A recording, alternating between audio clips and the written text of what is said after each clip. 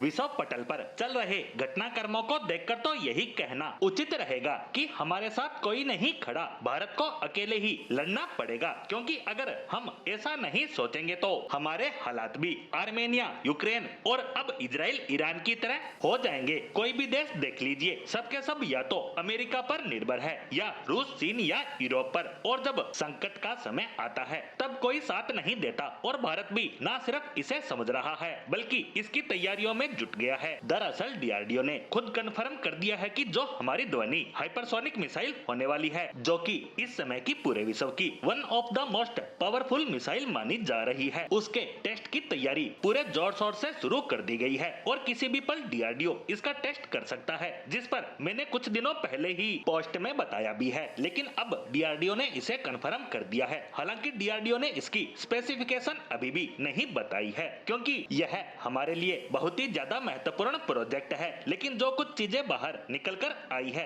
उससे अंदाजा लगाया जा सकता है कि ये भारत की ऐसी हाइपरसोनिक मिसाइल होगी जिसकी रेंज 10,000 किलोमीटर तक होने वाली है। यानी ये भारतीय इतिहास की सबसे ताकतवर मिसाइल होगी जो सबसे ज्यादा लंबी दूरी तक मार कर सकेगी। वहीं बात करें इसकी रफ्तार की तो ये हाइपरसोनिक मिसाइल होगी तो 5 मैक से ज्यादा तो होगी ही। लेकिन सवाल करें कि कितनी ज्यादा, तो बताया जा रहा है कि इसकी जो रफ्तार होगी वो मिनिमम 12 मैक होगी, जो 14-15 मैक भी जा सकती है, जो भारत ही नहीं पूरे एशिया की सबसे तेज हाइपरसोनिक मिसाइल होने वाली है। और जबकि ये 10,000 प्लस रेंज के साथ आएगी तो पूरा एशिया इसकी रेंज में होगा। और दुनिया भर के हालात को देखते हुए इतनी रेंज का होना बेहद जरूरी भी है। पाकिस्तान, चीन के अलावा यूरोप, अमेरिका, यहाँ तक कि रूस, पता नहीं कौन फ्यूचर में हमारा दुश्मन बन जाए या दुश्मन के साथ खड़ा हो जाए। ऐसे में सबको अपनी हद बताएगी हमारी ये हाइपरसोनिक मिसाइल। वैसे इसकी जो डेडलाइन है 2029 की है, तब तक इसे सेना का हिस्सा बनाया जाना है। लेकिन जिस हिसाब से इस पर काम किया जा रहा है उसे देखकर कहा जा सकता है कि समय से पहले भी ये बनकर तैयार हो सकती है, जिसके बाद भारत का जो मिसाइल बेड़ा है वो पूरी दुनिया का one of the most powerful बेड़ा बन जाएगा। क्योंकि आज के समय ड्रोन और मिसाइल ही है